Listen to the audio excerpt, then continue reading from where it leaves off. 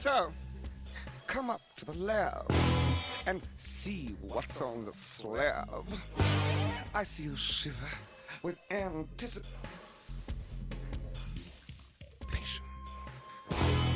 But maybe the rain is really to blame.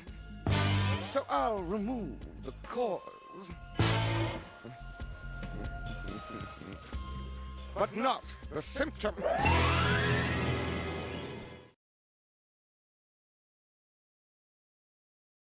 Now, this might be controversial. I don't give a damn, really, because, you know, we've reached the point here where we've got to start saying what is and not running away from it. What I'm about to say now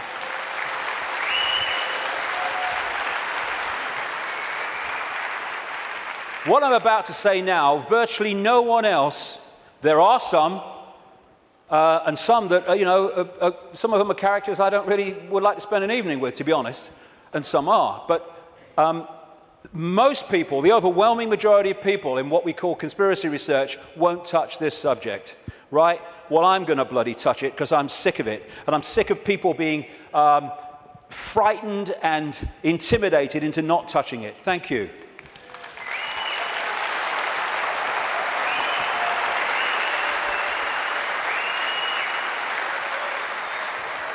Right.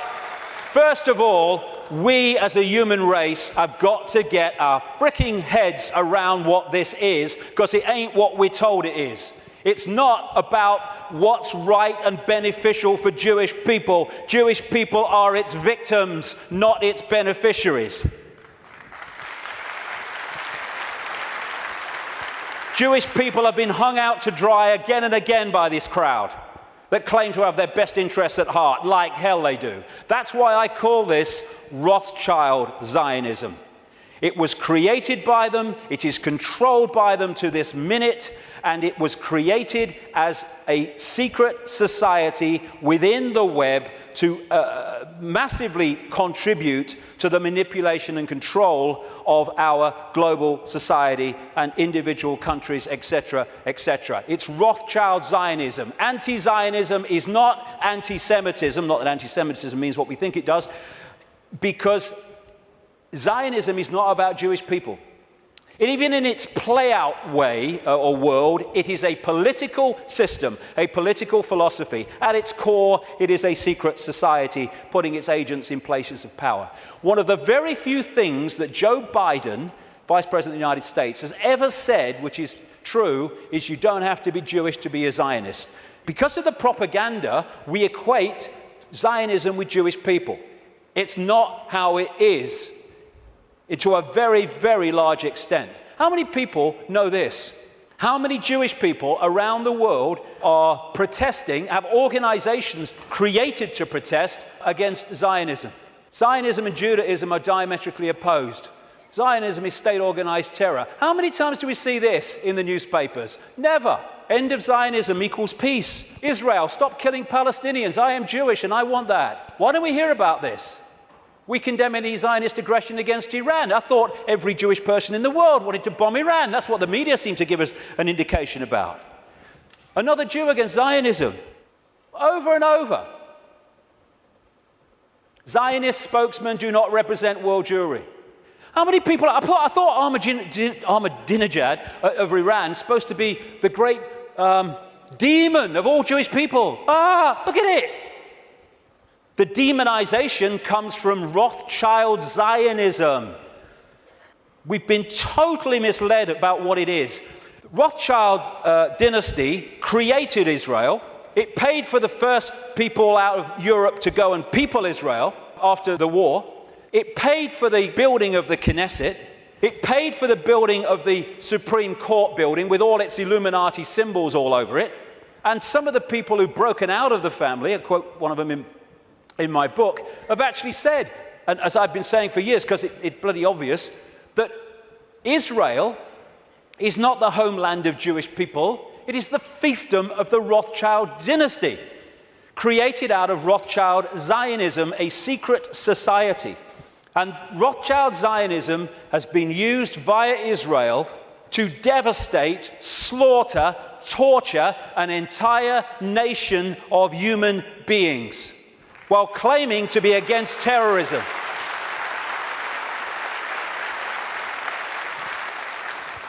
This is the dictionary definition of genocide: the systematic and widespread extermination or attempted extermination of an entire national, racial, religious, or ethnic group.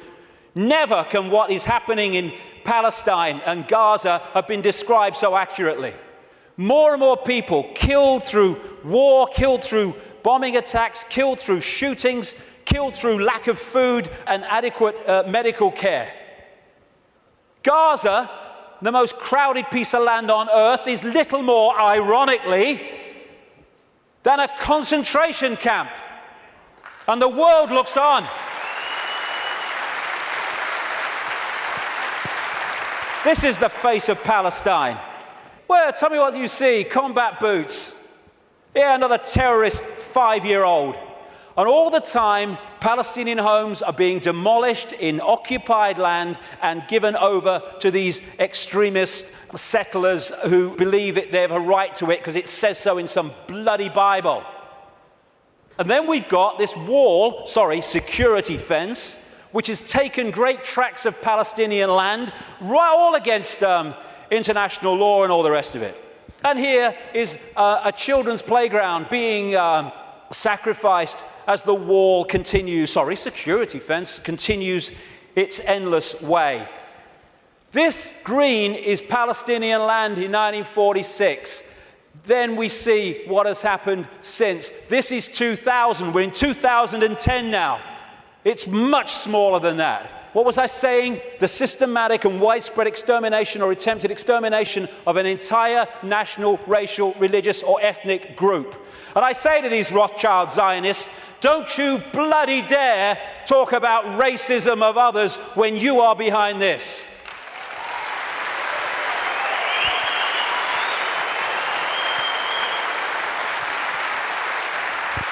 Israel is an apartheid society. Not just between Israelis and Palestinians, but through Israeli society. It's incredibly apartheid. The way they treat the black Jews from Ethiopia is absolutely grotesque. As is spokesman doing that, then talking about other people's racism. We've got to go for that. I mean, and people, Jewish people, have seen it. They can see what it is. There's some fantastic Jewish people in Israel who are resisting this. Young people who go to jail because they won't serve in the army because of what the army's doing to the Palestinians. Magnificent people. Never get talked about in the mainstream media, hardly. And no matter what is said about Israel, this is Israel's response. Why? Because Israel is the fiefdom of the Rothschild dynasty, which also controls the American administration, the British administration, and so Rothschild's one arm is not going to criticize Rothschild's other arm. In the Matrix movie, there's something called the Zion mainframe. Well, Zionism, Rothschild Zionism, is in so many ways a mainframe of this network. And it pervades all the way through. And it's not about, these Jewish people here and these Jewish people there. It's Rothschild Zionists who are there, and they answer to the Rothschild dynasty. Therefore, they play out the agenda of the web in a coordinated way. Now, before I start this, a lot of names coming up.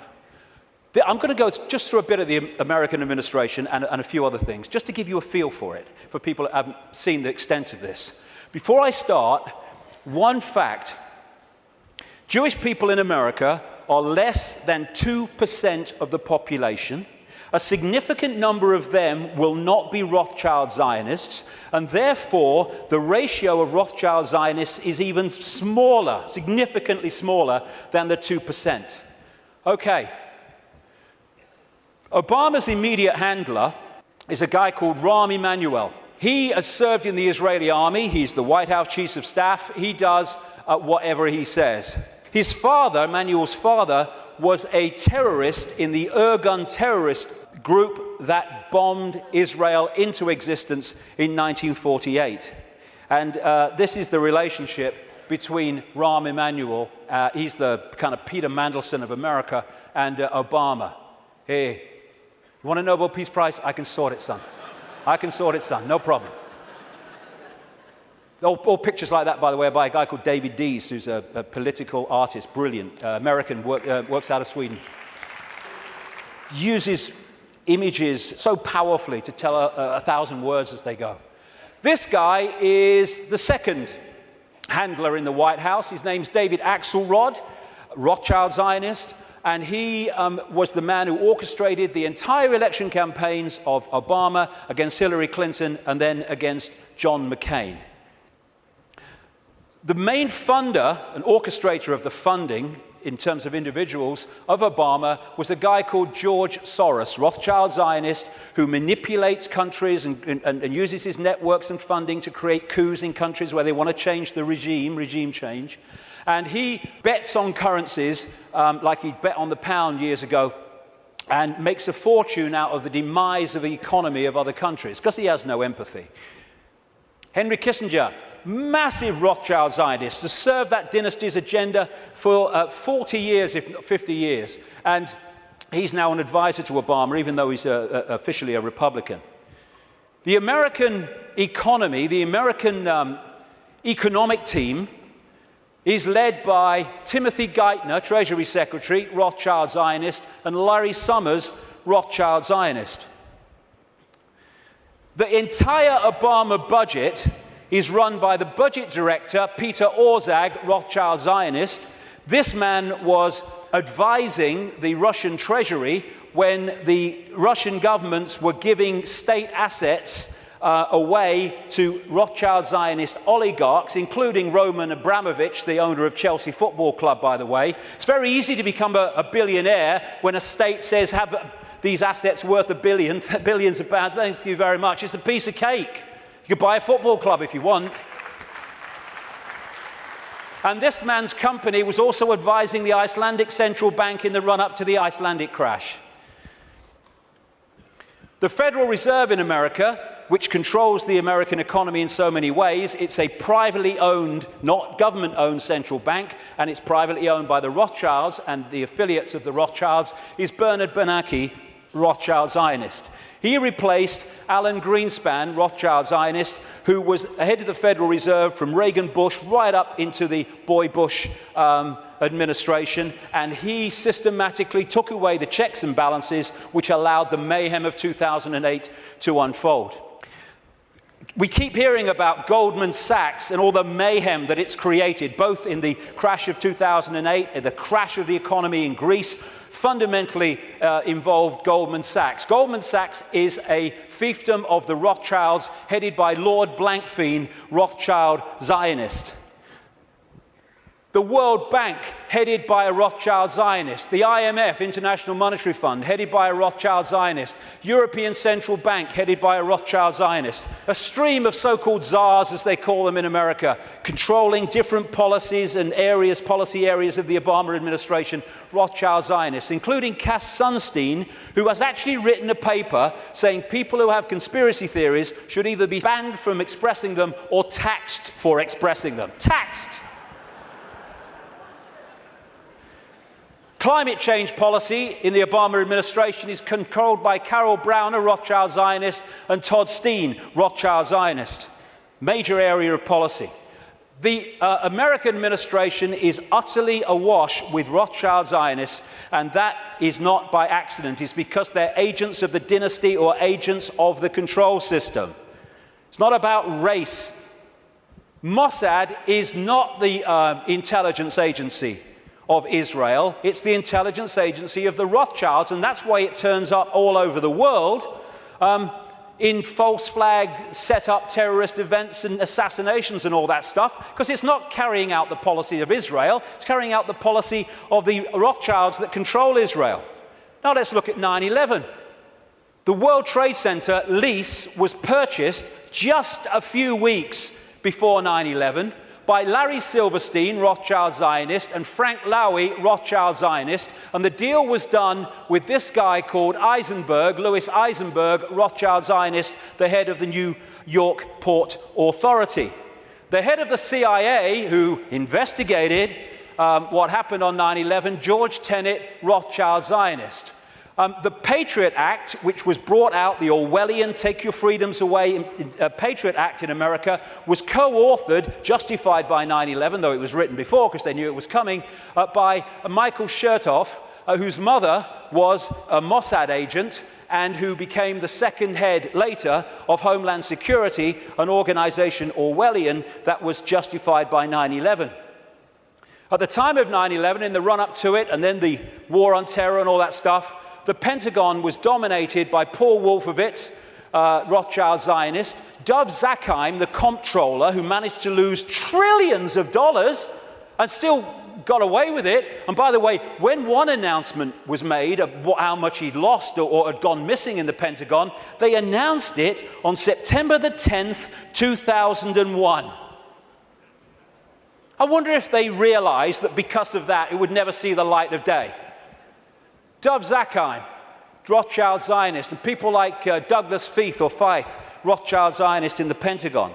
Now, as I've said earlier, the Bush administration was dominated and controlled by what became known as the neocons, the neoconservatives, which were a Rothschild Zionist organization, led by people like Richard Pearl, Rothschild Zionist, William Crystal, Rothschild Zionist, John Bolton, Rothschild Zionist, in belief in nothing, if nothing else. And then the 9/11 Commission report, which was the official report investigating 9/11. They wanted Kissinger to head it first until the public didn't take that seriously and he had to step down. But that report, which agreed that the official story of 9/11 was true, was written and overseen by Philip Zelikow, Rothschild Zionist. The judge, Alvin Hellerstein, who is hearing and overseeing the cases of the 9/11 families, who are taking out lawsuits to try to find the truth of 9/11, etc., Rothschild Zionists making sure that truth never comes out. Think of the ratio I said earlier as I go through this. The man who coined the phrase, he was a Bush speechwriter, the axis of evil, which targeted Iraq before they invaded Iran and North Korea, was David Froome, Rothschild Zionist. So when you look at this, because Israel is the fiefdom of the Rothschilds, you see that this dynamics, or you'd think, is the man of 300 million people, the superpower, is the most powerful of the two. No. He is controlled from there because the Rothschilds control them. Do you know Israel has the second biggest F-16 fleet in the world, the biggest outside of America? It's a slither of land. How did they get them? Dov Zakheim, as comptroller of the Pentagon, Rothschild Zionist, made a load of weaponry and planes in America scrap when they weren't, so they could be passed for a song to Israel. These two guys, they produced a book last year, The Israel Lobby and U.S. Foreign Policy, and they say this: Israel receives about $3 billion in direct foreign assistance each year, which is roughly 1/5 of America's entire foreign aid budget. In per capita terms, the United States gives each Israeli a direct subsidy worth about $500 a year. This largesse is especially striking when one realizes that Israel is now a wealthy industrial state with a per capita income roughly equal to South Korea and Spain. Another writer, a former BBC and ITN journalist, produced a book, Zionism, the Real Enemy of the Jews, and my God, is that true? And he points out, Jewish people make up less than 2% of the American population, but account for 50%, I would say Rothschild Zionists, 50% of the political campaign contributions. And that's why, no matter how these people argue at election time, including this country and others, they're all agreed on one thing. What goes on in Gaza? Keep quiet, keep your head down. And I block that out because I don't want anyone to see what's behind it. It's horrific. This man, magnificent Israeli, called Mordecai Vanunu, went to jail for 18 years for revealing the truth that Israel is a nuclear power. He's still got massive restrictions on his movement and what he can say. And you know, and he announced officially that he was continuing it. There is an official policy that on Israel's nuclear weaponry, America doesn't ask and Israel doesn't say. That's an official policy. Iran hasn't even got it yet, and they want to invade the bloody place.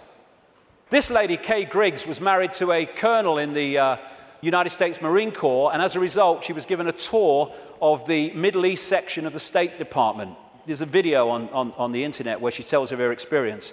And what she says is everywhere she went was Zionists. Everywhere she went was Zionist literature, in room after room in this department. And eventually she said to one of them, "Where's the Palestinians?" And they're looking after them. And she said, one of them said, "We look after that." Palestinians have got no bloody chance. It's a stitch-up. The main lobby group in America is called AIPAC, America-Israel Public Affairs Committee, which sounds like an official, but it's a lobby group. It's headed by a guy called Lee Rosenberg, who is a very close friend of him and comes from the same political cesspit that we call Chicago.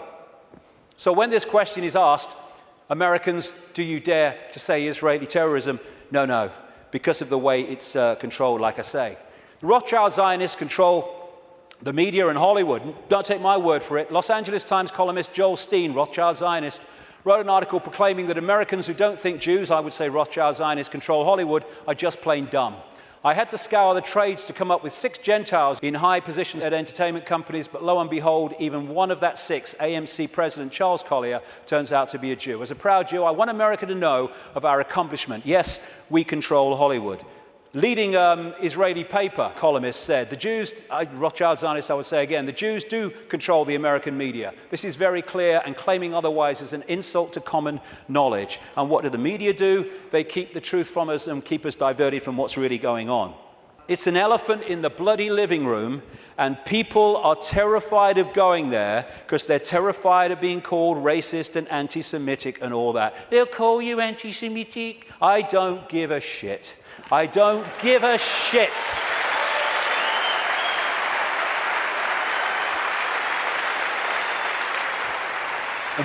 Very quickly, it's the same in this country. There was a very, very good documentary, and it was a kind of stand back in amazement that it actually got out, by a guy called Peter Oborn, a journalist, in the Dispatches series on Channel 4 that looked at the Rothschild Zionist control of British politics through organizations known as the Friends of Israel. Each party has one, but of course they all connect, so it's actually one network. And again, just like in America, never any criticism. The British government, under Tony Blair and much of it under Gordon Brown to the end, was controlled by Peter Mandelson, Rothschild Zionist. Note the hands. Rothschild Zionist. He even flaunts it, this guy, goes on holiday with them in all the papers with this leading light of the family, Jacob Rothschild. So many Rothschild Zionists end up in government here, like the possible leader of the Labour Party, David Miliband, Foreign Secretary before the election, Ed Miliband, head of climate change and environment, and this guy, Jack Straw, who's been in so many of the major offices since Blair came to power in 1997. The new Prime Minister of Britain, David Cameron, Rothschild Zionist. This guy, Tony Blair, was completely controlled by them, as Bush was, which is why they moved as one unit to do what the Rothschilds wanted, which was to invade Iraq and Afghanistan. And to shut people up, the Rothschilds have created organizations like the Anti-Defamation League. They haven't sent me a bloody Christmas card for years, these people. I don't want to upset them or what. But I'm speaking in New York in October. That could be funny. Anyway, they set these organizations up to target those people who are saying the sort of things that I'm saying. The idea is to throw you're a racist at people, so to shut them up or to discredit them. Like I say, I don't give a shit. You throw it, son, and I'll hit the bugger back. Thank you very much. As a result, when you criticize Israel, you are promoted as criticizing Jewish people and therefore being racist. This is how it works. And I have to say, the robot radicals on the so-called left of politics are played like a violin by these people. They go out on their protest, you're an anti-Semite. Okay, come in and listen to what I'm going to say. No, they never bloody do. And then you get people like the magnificent Norman Finkelstein, who's a Jewish man who's had his academic career destroyed for speaking out. His parents suffered in the concentration camps of Nazi Germany, and when he exposes these frauds and fakes in the Rothschild Zionist movement and what they do against Jewish people in general, he's called a self-hater. They can't say he's anti-Semitic, although sometimes they even use that. He's a self-hater. No, he's a decent man doing decent things. You want to try it? And the idea is to create, and they're doing it, hate laws in which truth is no defense. Even though what you say is true, it's no defense. If people are upset by it, then too bad, you've broken the hate laws. They're now targeting the internet, which has been so magnificent in communicating this information. And who's doing that? In America, J. Rockefeller, Rothschild Zionist. In this country, up to the last election, he rushed through a bill to this effect just before the election, Peter Mandelson, Rothschild Zionist. And just this week, Obama has nominated this lady, Eleanor Kagan, the Solicitor General, to go onto the Supreme Court. Two things. One, that will make Rothschild Zionists making up nearly half the Supreme Court judges of America, 4 of the 9, when they are well under 2% of the American population. And she is vehemently in favor of laws banning freedom of speech in association with her mate, tax the conspiracy theorist Sunstein.